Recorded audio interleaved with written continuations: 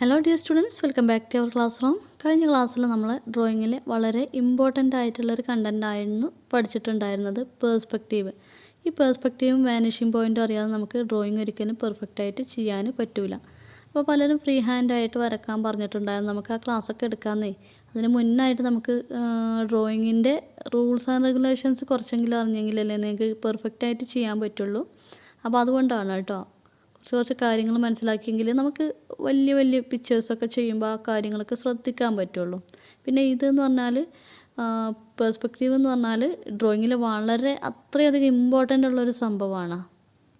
അപ്പോൾ നമ്മളിവിടെ ഫസ്റ്റ് ഒരു ലൈൻ വരച്ചിട്ടുണ്ട്. ആ ലൈനിൻ്റെ ഒരു സൈഡിൽ ഒരു പോയിൻ്റ് ഇട്ട് കൊടുത്തിട്ടുണ്ട്. അതിന് നമ്മൾ വാനിഷിംഗ് പോയിൻ്റ് ആയിട്ടാണ് കണക്കാക്കുന്നത് കേട്ടോ. പിന്നെ ഈ ലൈനിൻ്റെ സെൻറ്ററിലൊക്കെ ആയിട്ട് താഴെ ഒരു സ്ക്വയർ വരച്ചു കൊടുക്കണം. നമ്മൾ നേരത്തെ ഒരു പോയിൻ്റ് അവിടെ വെച്ചിട്ടുണ്ടായിരുന്നല്ലോ, വാനിഷിംഗ് പോയിൻ്റ് എന്ന് പറഞ്ഞിട്ട്. അതിൽ നിന്നും ഈ സ്ക്വയറിൻ്റെ 3 മൂലകളിലേക്കും ലൈൻസ് വരച്ചു കൊടുക്കുക. ലൈറ്റായിട്ട് വേണം ലൈൻസ് വരച്ചു കൊടുക്കാൻ. ഇത് നിങ്ങൾക്ക് മനസ്സിലാക്കാൻ വേണ്ടിയിട്ട് മാത്രമുള്ളതാണ്. ഇപ്പം നമ്മൾ വരച്ചിട്ടുണ്ടായിരുന്നത് സ്ക്വയറാണ്. നമുക്കിനി ഇതൊരു ബോക്സ് ആക്കി മാറ്റണം. അപ്പോൾ നമ്മൾ വാനിഷിംഗ് പോയിൻറ്റിലേക്ക് വരച്ചിട്ടുള്ള 3 ലൈൻസ് കാണുന്നില്ലേ? അപ്പോൾ അത് വെച്ചിട്ടാണ് നമ്മൾ ബോക്സിൻ്റെ സൈഡുകൾ ചെയ്യുന്നത് കേട്ടോ. അപ്പോൾ നമുക്ക് ഈ ബോക്സിന് ഒരു ചെരിവൊക്കെ കിട്ടിയിട്ടുണ്ടല്ലേ. അപ്പോൾ ആ ഒരു വാനിഷിംഗ് പോയിൻറ്റിലേക്കുള്ള ലൈൻസ് വരച്ചത് കൊണ്ട് മാത്രമാണ് നമുക്ക് ആ ചെരിവ് കിട്ടിയിട്ടുള്ളത്. അല്ലെങ്കിൽ നിങ്ങൾ ഇങ്ങനെയല്ലല്ലോ ബോക്സ് ചെയ്യാം. ഞാൻ പറയുന്ന കാര്യങ്ങൾ നിങ്ങൾക്ക് മനസ്സിലാവുന്നുണ്ടാവും എന്ന് വിചാരിക്കുന്നു. അപ്പോൾ നമ്മൾ ആ ഒരു ലൈനിൽ തന്നെ ഒരു പോയിൻ്റ് കൂടി വെച്ചിട്ട് വാനിഷ് ചെയ്തുകൊണ്ട് ഒരു ബോക്സ് കൂടി ഉണ്ടാക്കുകയാണ് കേട്ടോ. ആദ്യം സ്ക്വയർ വരച്ചു, പിന്നെ വാനിഷിംഗ് പോയിൻറ്റിലേക്ക് വാനിഷ് ചെയ്തുകൊണ്ടാണ് അതിൻ്റെ അരികുകൾ വരച്ചിട്ടുള്ളത്. അപ്പോൾ അതിൻ്റെ വീഡിയോ ഉൾപ്പെടുത്താഞ്ഞത് നേരത്തെ. ഇപ്പോൾ നമ്മളൊരു ബോക്സ് വരച്ചത് കൊണ്ട് തന്നെ ഇനി വീഡിയോൻ്റെ ലെങ്ത്ത് കൂട്ടണ്ടെന്ന് കരുതിയിട്ടാണ് കേട്ടോ.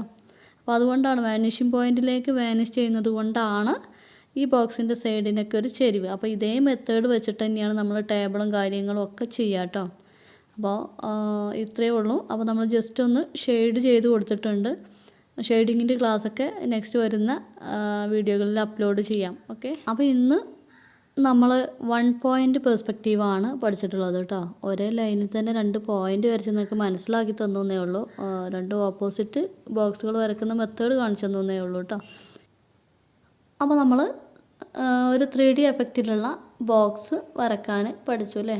ഒപ്പം തന്നെ നമ്മുടെ ചിത്രകലയിലെ വളരെ ഇമ്പോർട്ടൻ്റ് ആയിട്ടുള്ള പെർസ്പെക്റ്റീവ് എന്നുള്ളൊരു നിയമവും പഠിച്ചു. ഇതേ മെത്തേഡ് വെച്ചിട്ട് തന്നെയാണ് നമ്മൾ ടേബിളും കാര്യങ്ങളൊക്കെ ചെയ്യുന്നത് കേട്ടോ. അടുത്തതായിട്ട് നമ്മൾ ചെയ്യാൻ പോകുന്നത് ഒരു റെയിൽ പാളമാണ്. അതിന് മുന്നായിട്ട് പെർസ്പെക്റ്റീവ് എന്താണെന്നുള്ളത് ഒന്നുകൂടി പറയാം. കഴിഞ്ഞ ക്ലാസ്സിലും ഇതേ ടോപ്പിക്ക് തന്നെയായിരുന്നു. നമ്മൾ ഈ 2 ക്ലാസ്സിലും 1 പോയിൻ്റ് പെർസ്പെക്റ്റീവാണ് പറഞ്ഞത് കേട്ടോ. അതായത് നമ്മുടെ കൺമുന്നിൽ നിന്നും ദൂരേക്ക് പോകുന്തോറും വസ്തുക്കൾ ചെറുതായി ചെറുതായി തോന്നിക്കുന്ന കണ്ണിൻ്റെ പ്രതിഭാസമാണ് പെർസ്പെക്റ്റീവ് എന്ന് പറയുന്നത്. അതായത് നമ്മുടെ മുന്നിലുള്ള വസ്തുക്കൾ നമുക്ക് വലുതായിട്ടും ബാക്കിൽ ദൂരേക്ക് പോകുന്തോറും വസ്തുക്കൾ ചെറുതായി ചെറുതായിട്ടും കാണിക്കും. നമ്മൾ ഒരു ഫോട്ടോ ഒക്കെ നോക്കിയാൽ അറിയാം, മുന്നിലുള്ള ആൾക്കാരെ നമുക്ക് കണ്ണ്, മൂക്ക് എല്ലാം വലുതായിട്ട് കാണിക്കും. അവരിട്ടിരിക്കുന്ന ഡ്രസ്സിൻ്റെ ഡിസൈൻ വരെ നമുക്ക് കാണും. പക്ഷേ ബാക്കിലേക്ക് പോകുന്തോറും അത്ര ക്ലാരിറ്റിയോട് കൂടി നമുക്ക് കാണില്ല. അതാണ് പെർസ്പെക്റ്റീവ് കൊണ്ട് ഉദ്ദേശിക്കുന്നത്. സംഭവം നമ്മുടെ കണ്ണിൻ്റെ ഒരു മാജിക്കാണ് കേട്ടോ പെർസ്പെക്റ്റീവ്. അപ്പോൾ നമ്മളിവിടെ റെയിൽ പാളം വരച്ചിട്ടുണ്ട്. ക്യാമറ ഒന്ന് ചെരിഞ്ഞിട്ടുണ്ട്, അതുകൊണ്ടാണ് കേട്ടോ. ബുക്കിൽ നേരെയാണ് ലൈന്.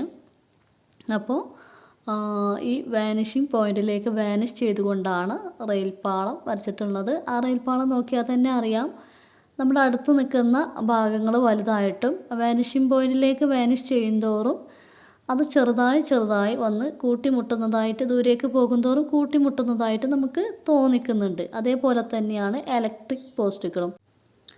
ഒരേ വലിപ്പത്തിലുള്ള റെയിൽ പാളങ്ങളും ഒരേ ഹൈറ്റിലുള്ള ഇലക്ട്രിക് പോസ്റ്റുകളും ദൂരേക്ക് പോകുന്തോറും ചെറുതായി ചെറുതായി വന്ന് ഒരു പോയിൻറ്റിലേക്ക് ടച്ച് ചെയ്ത് നിൽക്കുന്നതായിട്ട് നമുക്ക് തോന്നും. ഇങ്ങനെ തോന്നിക്കുന്ന കണ്ണിൻ്റെ പ്രതിഭാസമാണ് പെർസ്പെക്റ്റീവ് എന്നതുകൊണ്ട് ഉദ്ദേശിക്കുന്നത്. തിയറി ആയതുകൊണ്ട് തന്നെ നിങ്ങൾക്ക് കേൾക്കുമ്പോൾ കുറച്ചൊരു ബുദ്ധിമുട്ടുണ്ടാകും. പക്ഷേ വളരെ സിമ്പിളാണ് കേട്ടോ. ചെയ്ത് നോക്കുക. എല്ലാവരും ഡ്രോയിങ് ബുക്കിൽ ഇതൊന്ന് ചെയ്ത് നോക്കുക കേട്ടോ. പിന്നെ നിങ്ങൾക്ക് എൻ്റെ ക്ലാസ്സുകൾ മനസ്സിലാവുന്നില്ല എന്നുണ്ടെങ്കിൽ അതുകൂടി പറയാം കേട്ടോ. അപ്പോൾ നമ്മുടെ ഈ പിക്ചറിലെ വാനിഷിംഗ് പോയിൻ്റ് എവിടെയാണെന്ന് നിങ്ങൾക്ക് മനസ്സിലായില്ലേ? അപ്പോൾ ഇതാണ് ഈ ഒരു പോയിന്റിലേക്കാണ് എല്ലാ വസ്തുക്കളും വാനിഷ് ചെയ്ത് പോകുന്നത് കേട്ടോ. അപ്പോൾ നിങ്ങൾ ഇന്ന് പേഴ്സ്പെക്റ്റീവ് എന്താണെന്നുള്ളത് പ്രാക്ടിക്കലായിട്ട് പഠിച്ചിട്ടുണ്ടാവും എന്ന് വിചാരിക്കുന്നു. അപ്പോൾ നിങ്ങൾക്ക് എന്താ മനസ്സിലായതെന്ന് വെച്ചാൽ വാനിഷിംഗ് പോയിൻറ്റും പേഴ്സ്പെക്റ്റീവും എന്താണ് എന്നുള്ളത് നിങ്ങളൊന്ന് കമൻറ്റ് ബോക്സിൽ അറിയിക്കുക കേട്ടോ. അപ്പോൾ ഇന്ന് നമ്മളെടുത്തിട്ടുള്ള 2 പിക്ചേഴ്സും നിങ്ങളുടെ ഡ്രോയിങ് ബുക്കിൽ ചെയ്ത് നോക്കുക. അപ്പോഴാണ് നിങ്ങൾക്കത് സിമ്പിളായിരുന്നോ എന്നുള്ളത് മനസ്സിലാക്കാൻ പറ്റുള്ളൂ. ഇന്നത്തെ ക്ലാസ് നിങ്ങൾക്ക് വളരെയധികം ഹെൽപ്ഫുള്ളായി എന്ന് വിചാരിക്കുന്നു. നിങ്ങൾക്ക് ഈ വീഡിയോ ഇഷ്ടപ്പെട്ടാൽ ലൈക്ക് ചെയ്യാനും ഷെയർ ചെയ്യാനും കമൻറ്റ് ചെയ്യാനും മറക്കരുത്. നിങ്ങളുടെ ഫാമിലി ഫ്രണ്ട്സിലേക്കൊക്കെ മാക്സിമം നിങ്ങളിതൊന്ന് ഷെയർ ചെയ്ത് കൊടുക്കുക. പിന്നെ സബ്സ്ക്രൈബ് ചെയ്യാതെ കാണുന്നവരാണ് എന്നുണ്ടെങ്കിൽ സബ്സ്ക്രൈബ് കൂടി ഒന്ന് ചെയ്യുക കേട്ടോ. പിന്നെ അതിൻ്റെ തൊട്ടടുത്തൊരു കുഞ്ഞു ബെല്ലൈക്കൺ കൂടി ഉണ്ട്. അതുകൂടി ഓൾ എന്ന് ക്ലിക്ക് ചെയ്ത് വെച്ചാൽ ഞാനിടുന്ന വീഡിയോസ് നിങ്ങൾക്ക് പെട്ടെന്ന് തന്നെ കിട്ടുന്നതായിരിക്കും. അപ്പോൾ നെക്സ്റ്റ് നല്ലൊരു വീഡിയോയുമായിട്ട് വീണ്ടും കാണാം. ബൈ.